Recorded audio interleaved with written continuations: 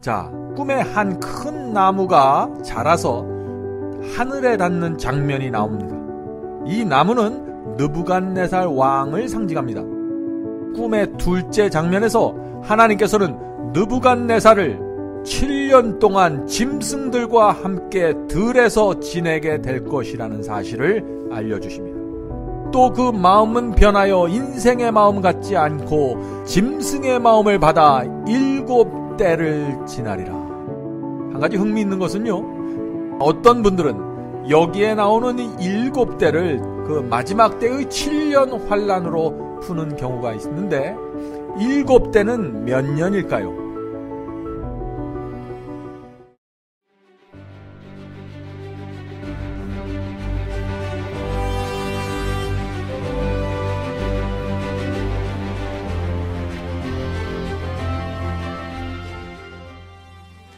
안녕하십니까? 마지막 사명 바이블 칼리지의 강사 앤드류 강입니다. 오늘은 끝까지 느부갓네살 왕을 사랑하셔서 구원하시는 하나님을 살펴보도록 하겠습니다. 이제 기도드리고 시작하겠습니다.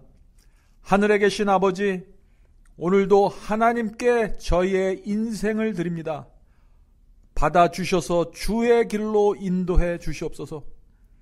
이 시간에도 주께서 하늘의 창고를 여서서 말씀을 나눠 주시옵소서. 주님, 지금 함께 예언을 공부하는 성도들을 위해서 기도드립니다. 이분들은 주께서 오래전부터 사랑하시고 인도해 오신 자녀들입니다. 이번 예언 학교를 통해서 마음속에 하나님의 뜻과 말씀이 분명하게 세워질 수 있도록 축복해 주시옵소서. 이제 하나님의 말씀을 펼치겠습니다. 하늘의 지혜를 내려주셔서 말씀을 밝히 이해할 수 있도록 도와주시길 예수 그리스도의 이름으로 간절히 기도합니다. 아멘.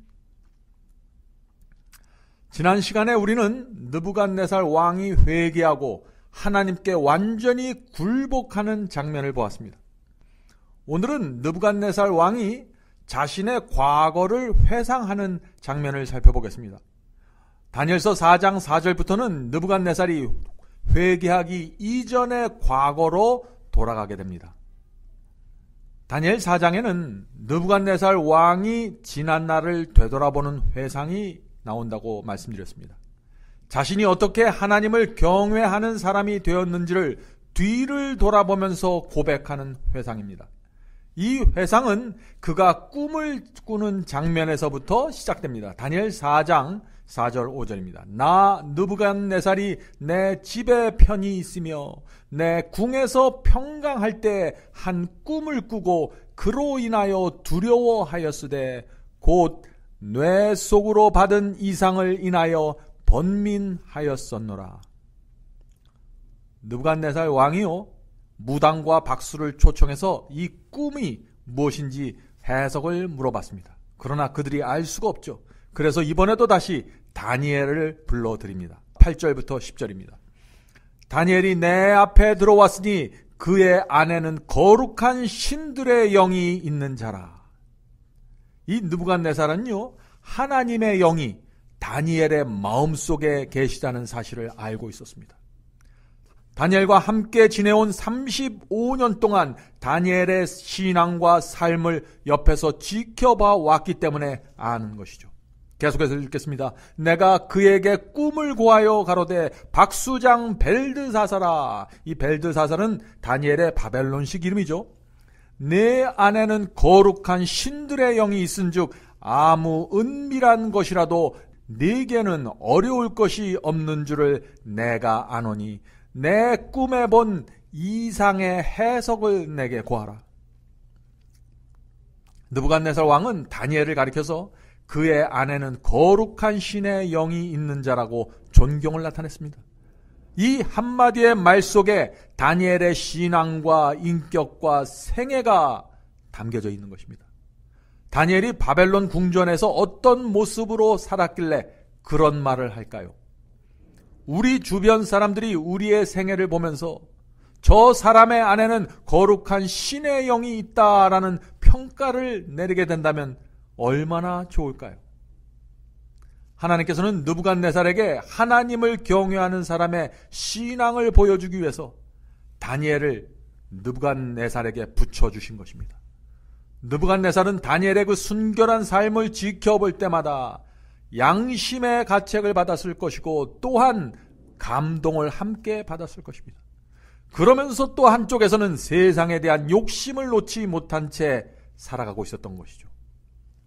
육에 속한 사람들은 순수한 그리스도인의 삶을 보면서 대개 두 가지의 반응을 동시에 나타내게 됩니다.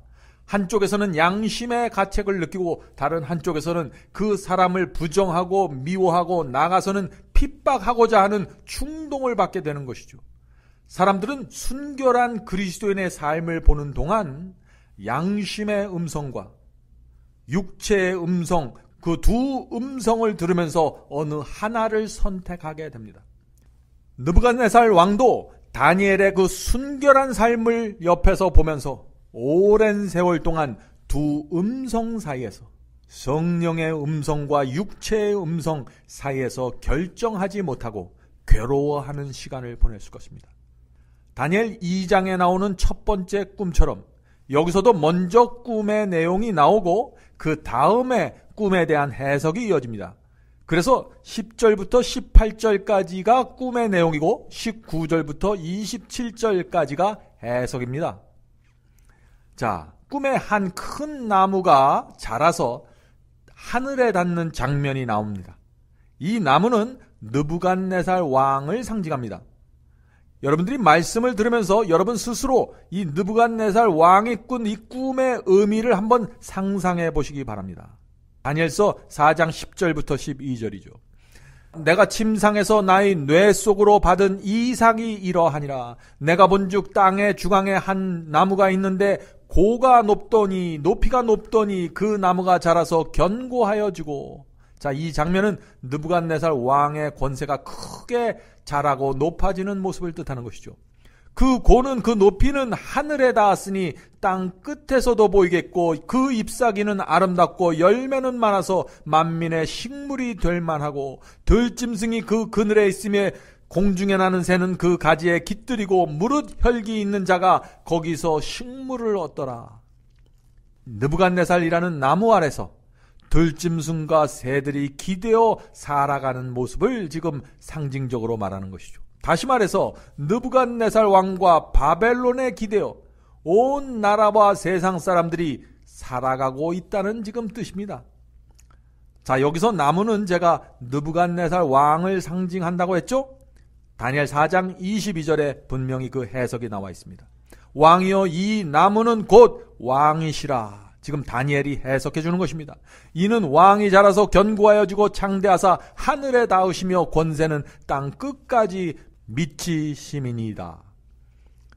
모든 나라의 사람들이 느부갓네살을 의지해서 살 만큼 그의 권세가 높아졌다는 뜻이죠. 자, 이제 꿈의 두 번째 장면으로 들어갑니다. 이 둘째 장면에서 하나님께서는 느부갓네살을 7년 동안 짐승들과 함께 들에서 지내게 될 것이라는 사실을 알려주십니다.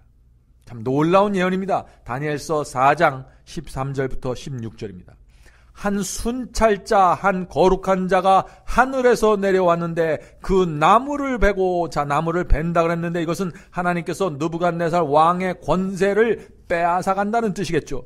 그 가지를 찢고 그 잎사귀를 떨고 그 열매를 해치고 짐승들로 그 아래서 떠나게 하고 새들을 그 가지에서 쫓아내라. 지금 느부갓네살이라는 그 나무 밑에 모여있던 새와 들짐승과 열매들을 다 쫓아내는 장면이죠. 느부갓네살과 연결되어 있는 모든 것들이 잃어버리게 된다는 뜻입니다. 계속해서 읽겠습니다. 그러나 그 뿌리의 구루터기를 땅에 남겨두고 철과 놋줄로 동이고 그곳으로 들 청초 가운데 있게 하라. 자, 느부갓네살 왕이 모든 것을 잃어버리는데 뿌리까지 없어지는 것은 아니라는 것입니다. 자, 그것이 하늘 이슬해졌고 땅의 풀 가운데서 짐승으로 더불어 그 분량을 같이 하리라. 자, 이게 무슨 말인가요? 느부갓네살이 이제 들에서 이슬을 맞으면서 짐승처럼 살아가겠다는 것입니다. 자, 이런 모습으로 느부갓네살 왕이 얼마나 오래 지내게 될까요? 계속해서 이어집니다. 또 그 마음은 변하여 인생의 마음 같지 않고 짐승의 마음을 받아 7대를 지나리라. 여기서 7대는 7 times입니다. 한 가지 흥미있는 것은요, 비밀 휴거를 믿는 분들 중에 어떤 분들은 여기에 나오는 7대를 그 마지막 때의 7년 환란으로 푸는 경우가 있는데, 여러분들도 보셔서 알겠지만 이것은 그것과는 전혀 상관없는 내용입니다. 이것은 느부갓네살 왕이 7대를 짐승처럼 지낼 것이라고 했는데 7대는 몇 년일까요? 이것은 7년입니다. 성경 예언에서 이 때라는 표현은 1년을 상징합니다. 그것을 다니엘 11장에서 우리는 확인할 수 있죠. 거기서 때, time을 해, year과 같은 뜻으로 사용하고 있는 것을 볼 수 있습니다. 다니엘 11장 13절 읽겠습니다. 북방왕은 돌아가서 다시 대군을 전보다 더 많이 준비하였다가 몇 때 곧 몇 해 후에, 분명하죠? 때는 해를 나타내는 것입니다. 대군과 많은 물건을 거느리고 오니라. 자, 이렇게 성경 예언에서 한때는 1년을 나타낸다는 사실을 기억하시기 바랍니다. 이 예언 해석은 다니엘서뿐만 아니라 앞으로 요한계시록에서도 계속해서 반복해서 나오기 때문에 이 예언 해석은 기억해 두시는 것이 좋습니다. 이제 느부갓네살 왕의 꿈에 대한 다니엘의 해석을 살펴보겠습니다. 다니엘 4장 24절 25절입니다. 왕이여 그 해석은 이러하나이다. 왕이 사람에게서 쫓겨나고 들짐승과 함께 거하며 소처럼 풀을 먹으며 하늘 이슬에 젖을 것이요 이와 같이 7대를 지낼 것이라. 자, 여기서 한 가지 주목해야 할 것은 느부갓네살 왕이 들짐승과 함께 거한다고 했지 실제로 들짐승이 된다고 하지는 않았다는 것입니다. 그 점에 오해가 없기를 바랍니다. 그때, 자, 7년을 지낸 후에 그런 뜻입니다. 7년을 지낸 후에 지극히 높으신 자가 하나님이죠. 인간 나라를 다스리며 자기 뜻대로 그것을 누구에게 주시는 줄을 아시리이다. 짐승처럼 7년을 지내봐야 느부갓네살 왕이 하나님께서 인간 세상을 다스리는 분이며 하나님의 뜻대로 모든 것이 이루어지게 되는 줄을 깨닫게 될 것이라는 설명입니다. 7년 동안 느부갓네살 왕이 짐승처럼 살아간다고 했는데, 자, 이것이 무슨 뜻일까요? 느부갓네살 왕이 7년 동안 이 정신적인 질병에 걸리는 것으로 해석하는 것이 타당한 것입니다. 왜냐하면은 이 정신병에 리켄트로피라는 병이 있습니다. 이 병은 자기를 짐승으로 착각하는 일종의 정신착란증입니다. 그래서 누구든지 이 병에 걸리면은요, 자신의 외모에 전혀 관심이 없어지고 손톱, 발톱, 머리카락이 길어도 상관하지 않게 되고 짐승처럼 소리 지르고 기어다니면서 짐승과 같은 음식을 좋아하게 됩니다. 그러므로 이 느부갓네살이 이 병에 걸렸을 가능성이 매우 높아 보이는 것이죠. 프랑스의 찰스 4세, 또 덴마크의 크리스찬 7세, 영국의 조지 3세 등도 리켄트로피 정신병에 걸렸습니다. 근래에 발견된 바벨론의 점토 문서에서도 느부갓네살 왕이 7년 동안 정신질환에 걸렸다는 사실을 우리가 확인할 수 있습니다. 사람들은 이렇게 말합니다. 느부갓네살 왕은 신상예언과 풀무불 사건을 통해서 하나님의 능력을 직접 목격했는데 어떻게 그가 다시 교만해지고 하나님을 부인할 수 있습니까? 라는 생각이죠. 물론 느부갓네살 왕이 한동안 하나님을 경외하는 마음으로 살았습니다. 그러나 세월이 흐르고 바벨론 제국의 그 힘과 위엄이 크게 올라가고 태평성대가 이어지면서 모든 영광이 느부갓네살에게 돌려지면서 교만에 빠지게 되는 것입니다. 우리는 느부갓네살 왕이 받았던 그 시험을 쉽게 생각해서는 안 됩니다. 보통 사람들도요, 건강하고 돈이 있고 자녀가 공부 잘하고 멋진 배우자를 만나서 결혼 생활이 잘 이루어지면 어떻게 됩니까? 어깨가 올라가고 목에 힘이 들어가게 되죠. 그런데 이 느부갓네살은 황금의 나라 바벨론의 제왕이었습니다. 모든 나라의 왕들이 그 앞에 와서 머리를 수그렸습니다. 돈, 명예, 권력, 건강 모든 것을 가지고 있었습니다. 그리고 그 주변에는 항상 여인들이 있었고 무당과 박수들의 기만이 있었고 어렸을 때부터 우상 숭배에 빠져있던 그런 사람이었습니다. 하나님께서는 그를 사탄의 덫에서 끄집어내기 위해서 35년 동안이나 성령의 역사를 해오셨던 것입니다. 하나님께서는 그래서 다니엘이라는 이 위대한 신앙인을 그 곁에 붙여두셨던 것입니다. 그러나 이 느부갓네살 왕은 여전히 육체의 정욕과 박수와 무당의 기만에서 벗어나지 못했습니다. 이제 하나님의 마지막 수단이 동원되어야 할 때가 된 것입니다. 인간을 구원하시는 그 하나님의 마지막 수단, 그것이 무엇일까요? 그것은 고난이라고 불려지는 은혜입니다. 이제 그 은혜가 느부갓네살 왕에게 베풀어져야 하는데 이 고난이야말로 하나님께서 사용하시는 마지막 수단입니다. 7년 동안 짐승처럼 지내야 한다는 하나님의 예언을 전한 후에 다니엘은 다음과 같은 조언을 느부갓네살에게 합니다. 다니엘 4장 27절입니다. 그런즉 왕이여 내가 아뢰는 것을 받으시고 공의를 행함으로 죄를 사하고 가난한 자를 긍휼히 여김으로 죄악을 사하소서. 그리하시면 왕의 평안함을 혹시 장구하리이다 하리니. 이것은 다니엘의 마지막 호소였습니다. 하나님께서 엄청난 고난을 예언하셨지만 여전히 회개할 기회가 있었던 것입니다.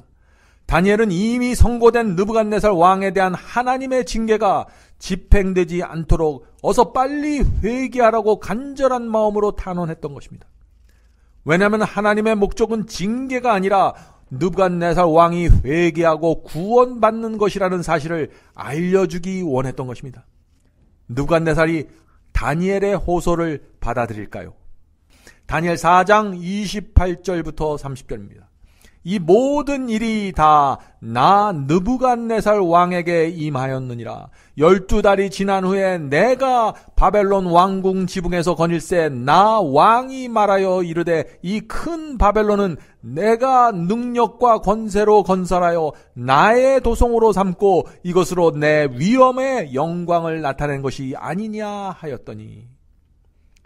참 이 짧은 말 속에 내가라는 단어가 6번이나 들어가 있습니다.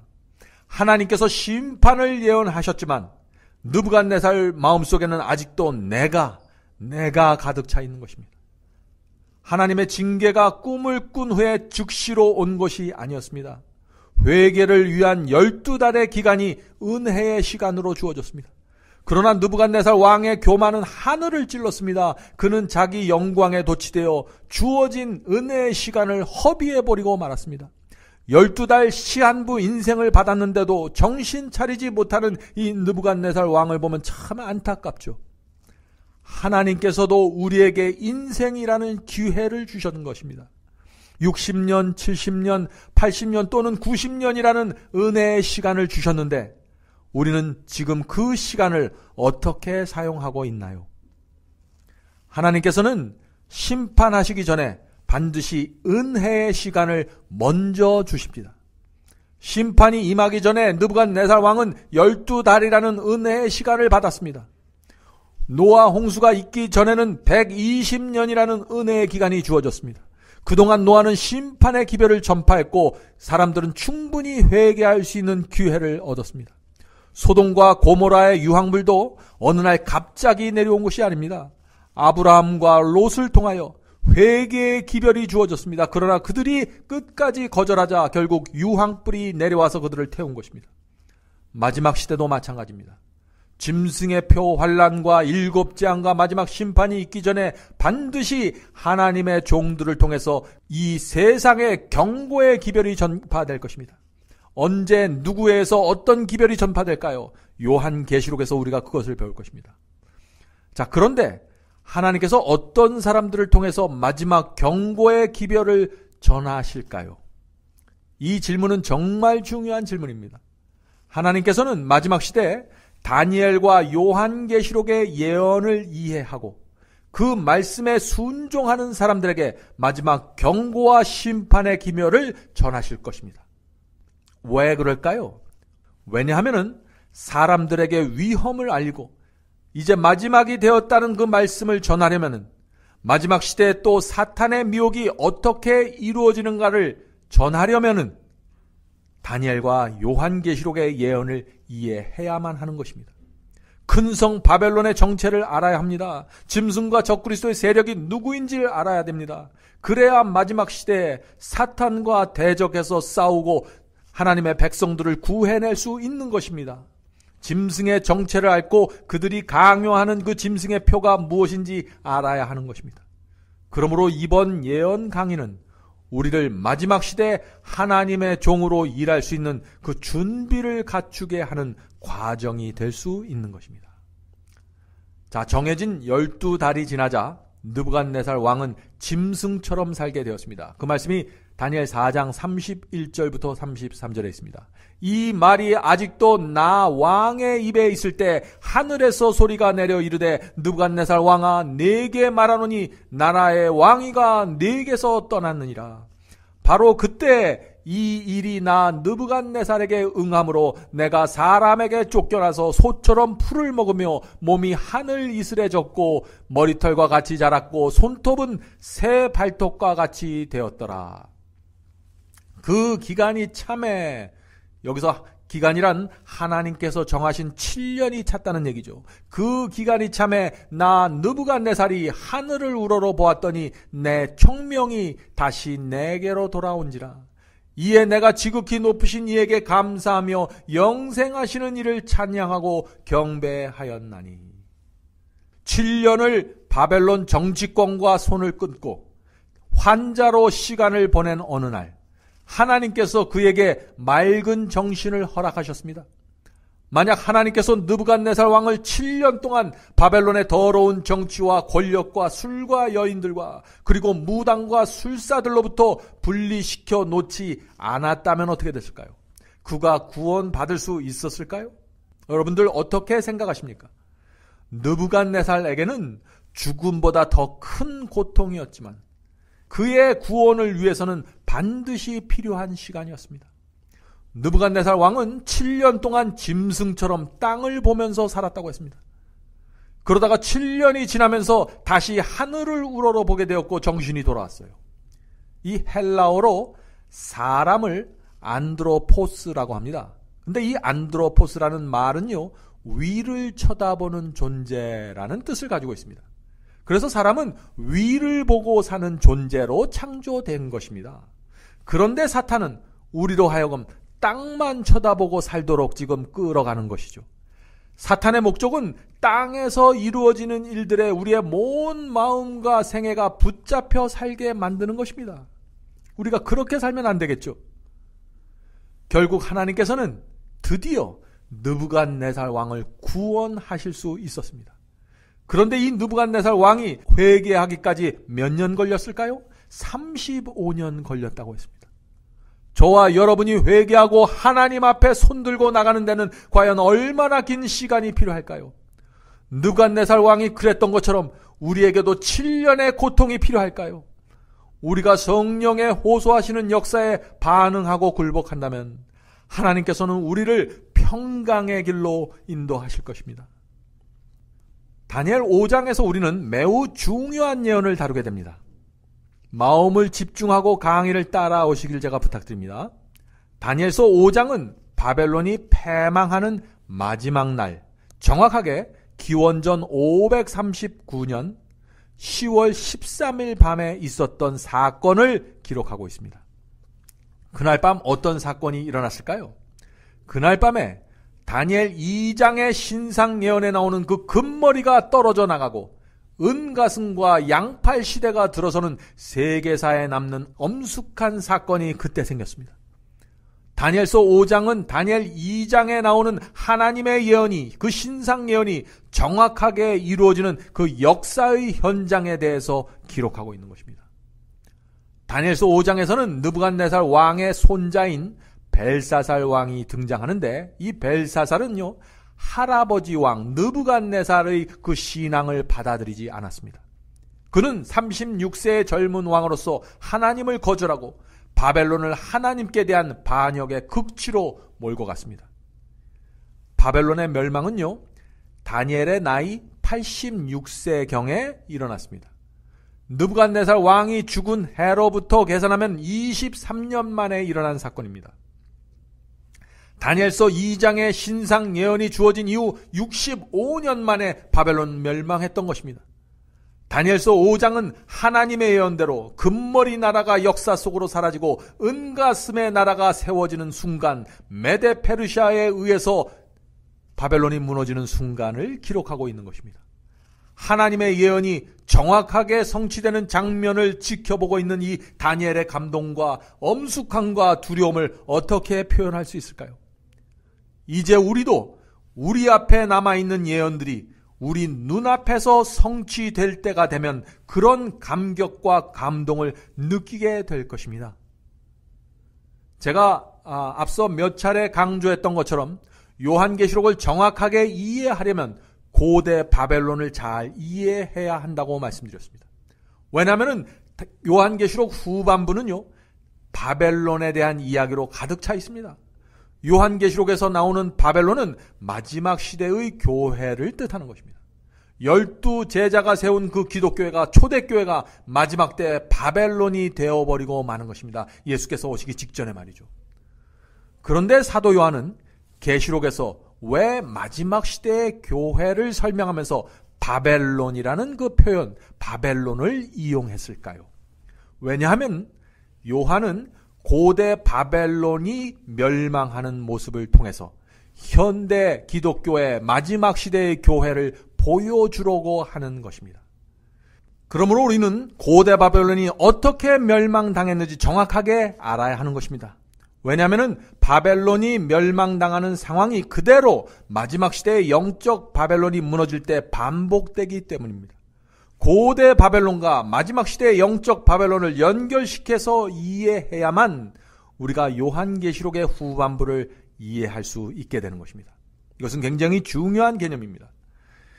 이제 고대 바벨론이 멸망하는 과정을 살펴보도록 하겠습니다. 다니엘서 5장 1절부터 4절 읽겠습니다. 벨사살 왕이 그의 귀족 1000명을 위하여 큰 잔치를 베풀고 그 1000명 앞에서 술을 마시느니라. 바벨론이 패망하기 전날 밤까지 술에 깊이 취해 있었습니다. 이것이 멸망의 첫 번째 단계입니다. 잔치와 술에 취해 있는 모습 말이죠. 요한계시록에 나오는 그 마지막 시대의 영적 바벨론도 무너지기 전에 취해 있는 모습이 나옵니다. 계속해서 읽겠습니다. 벨사살이 술을 마실 때 명하여 그에 붙인 느부갓네살이 예루살렘 성전에서 탈취하여 온 금, 은 그릇을 가져오라고 명하였더니 이는 왕과 귀족들과 왕후들과 후궁들이 다 그것으로 마시려 함이더라. 하나님의 성소에서 사용하는 잔에 바벨론의 술을 따라 먹는 패역한 모습입니다. 그들이 술을 마시고는 그 금, 은, 구리, 쇠, 나무, 돌로 만든 신들을 찬양하니라. 고대 바벨론은 성이 무너지기 직전까지 하나님의 성소에서 사용하는 거룩한 금잔에 술을 부어서 마시고 취했습니다. 사도 요한은 바로 이 장면을 가져다가 마지막 시대에 바벨론이 무너지는 이유를 설명하는 것입니다. 계시록 14장 8절에 그 말씀이 있죠. 무너졌도다 무너졌도다 큰 성 바벨론이요. 마지막 시대의 교회는 무너질 것이라고 경고하는 것입니다. 그리고 나서 요한은 그 무너지는 이유를 이렇게 설명합니다. 모든 나라를 그 음행으로 인하여. 음행은 영적 간음을 뜻한다고 했습니다. 자, 영적 간음이란 하나님의 말씀에 거짓 복음과 거짓 교리를 섞는 것을 뜻합니다. 고대 바벨론이 무너지기 전에 하나님 성소의 그 금잔에 바벨론 포도주를 부어 마셨던 것처럼 마지막 시대도 하나님의 말씀에 거짓 교리와 거짓 복음을 섞어서 마시고 받아들이는 것입니다. 모든 나라를 그 음행으로 인하여 진노의 포도주로 먹이던 자로다 하더라. 진노의 포도주를 먹는다 그랬는데 이것이 무슨 뜻일까요? 하나님의 말씀은 순수한 것입니다. 그런데 거기에 거짓 교리와 거짓 복음을 섞으면 어떻게 될까요? 그것이 발효가 돼서 취하게 만드는 술이 되는 것입니다. 그러므로 섞인 말씀, 섞인 복음을 받아들이는 것이 바로 진노의 포도주를 마시는 것입니다. 그래서 진리가 중요한 것입니다.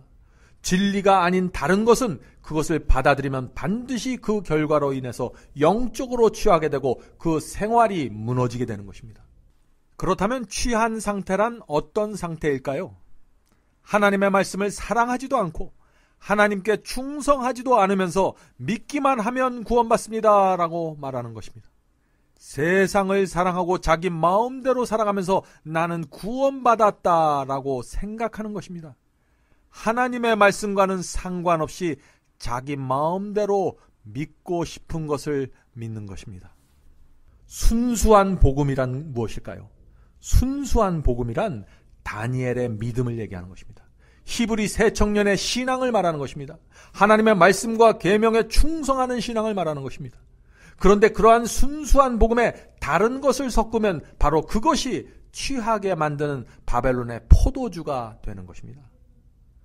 그래서 사도 요한은 마지막 시대 주의 백성을 지목할 때마다 그들은 하나님의 계명을 지키고 있다라고 설명하는 것입니다. 계시록 12장 17절에서 그 말씀을 읽어볼까요? 용이 여자에게 분노하여 돌아가서 그 여자의 남은 자손 곧 하나님의 계명을 지키고 예수의 증거를 가진 자들로 더불어 싸우려고 바다 모래 위에 섰더라. 여러분들 오해하지 마시기 바랍니다. 하나님의 계명을 지킨다는 것은 율법주의를 믿으라는 얘기가 아니에요. 율법적인 신앙을 가지라는 얘기가 아닙니다. 다니엘과 같은 신앙을 가지라는 얘기죠.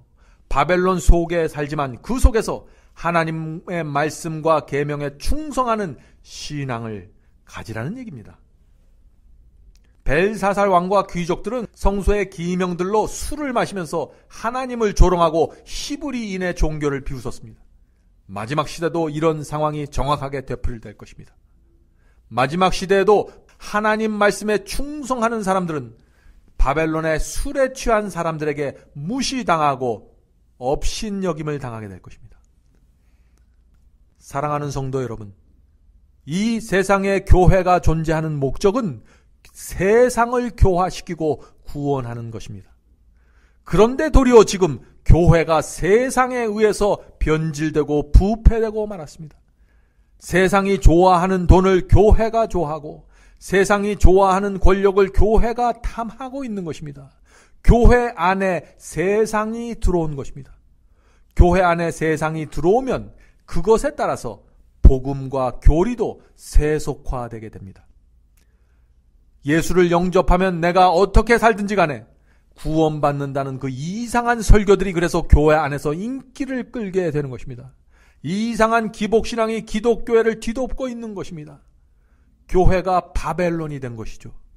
세상이 교회를 바꾸어 놓았기 때문에 이제는 교회 안에서 하나님의 참된 종이 나타나서 교회를 원래의 목적대로 되돌리려고 올바른 설교를 하고 성서적인 복음을 가르치려고 하면은 교회가 앞장서서 하나님의 종들을 미워하고 핍박하는 현상이 일어나게 되는 것입니다. 이것이 마지막 시대 기독교회 안에서 일어나는 현상입니다. 그래서 예수께서 마지막 그 라오디게아 교인들에게 무엇이라고 말씀하셨죠? 눈에 안약을 발라서 보라고 호소하셨던 것입니다. 계시록 3장 18절입니다. 내가 너를 권하노니 내게서 안약을 사서 눈에 발라보게 하라. 사랑하는 성도 여러분, 요한계시록에는 두 교회가 나옵니다. 순결한 교회가 있고 타락한 바벨론 교회가 있습니다. 마지막 시대의 모든 그리스도인들은 바벨론 교회에 속하든지 순결한 교회에 속하든지 둘 중 하나에 속하게 됩니다. 그 중간은 없습니다. 제가 말씀드리는 것은 어떤 교파나 교단에 속하라는 뜻이 아닙니다. 성경이 말하는 그대로의 빛과 진리에 순종하고 순결한 마음으로 신앙을 하면서 사는가 살지 않는가로 나누어지는 문제입니다. 다니엘과 세 친구는 순결한 교회의 살아있는 증인이 되는 것입니다. 이제 마칠 시간이 되었습니다. 사랑하는 성도 여러분, 죄로 인해서 쓰러질 때마다 우리는 구세주의 필요성을 더 많이 느끼게 되는 것입니다. 죄를 범했다는 죄책감, 그리고 하나님께 대한 송구스러움 때문에 하나님의 용서와 위로하심을 간절하게 구하게 되는 것입니다. 마음의 허전함과 그 상처를 치유받기 위해서 절실한 마음으로 생명의 말씀을 찾게 되는 것입니다. 우리는 이런 과정을 거치면서 더 깊은 신앙으로 나가게 되는 것입니다. 그러므로 용기 내시길 제가 부탁드립니다. 느부갓네살을 포기하지 않으신 하나님께서 결코 저와 여러분을 포기하지 않으실 것입니다. 이제 기도하겠습니다. 하늘에 계신 아버지, 말씀을 살펴볼 때마다 하나님의 사랑과 위대하심을 깨닫게 됩니다. 이번 예언 연구를 통해서 하나님을 개인적으로 만날 수 있도록 도와주시옵소서. 그래서 우리가 걷는 길이 매 발자국마다 하나님의 말씀으로 인도될 수 있도록 역사해 주시옵소서. 오늘도 주께서 저희 생애를 찾아오셔서 새로운 생명을 주시고 주께서 주시는 확신과 평강을 갖고 이 세상을 살아갈 수 있도록 축복해 주시기를 예수 그리스도의 이름으로 간절히 기도드립니다. 아멘. 성도 여러분, 여러분 모두를 바이블 칼리지에 초청합니다. 여러분의 핸드폰에 마지막 사명 앱을 다운 받으시면 누구나 바이블 칼리지를 들으실 수 있습니다. 누구든지 원하는 시간에 오셔서 강의를 들으실 수 있습니다. 물론 무료로 들으실 수 있습니다. 다양한 주제의 강의가 이루어집니다. 기독교 역사와 수많은 교파들이 나누어진 이유와 배경에 대해서 말씀드립니다. 또 천주교와 개신교의 차이점을 살펴봅니다. 로마서, 갈라디아서, 예정론, 7년 환란과 이스라엘 제3성전, 성령을 받는 방법, 참된 방언이란 무엇인가, 참된 거듭남과 중생의 경험, 이런 주제들로 기독교인들이 꼭 알아야 할 문제들을 다루게 됩니다. 성경절 하나하나 찾으면서 설명해 드리기 때문에 새로 신앙을 시작한 분들도 누구나 쉽게 분명하게 이해할 수 있습니다. 제가 최선을 다해 설명해 드립니다. 이번 기회에 여러분의 신앙을 말씀의 반석 위에 세우게 되길 제가 간절히 바랍니다. 그럼 바이블 칼리지에서 여러분을 찾아뵙겠습니다. 감사합니다.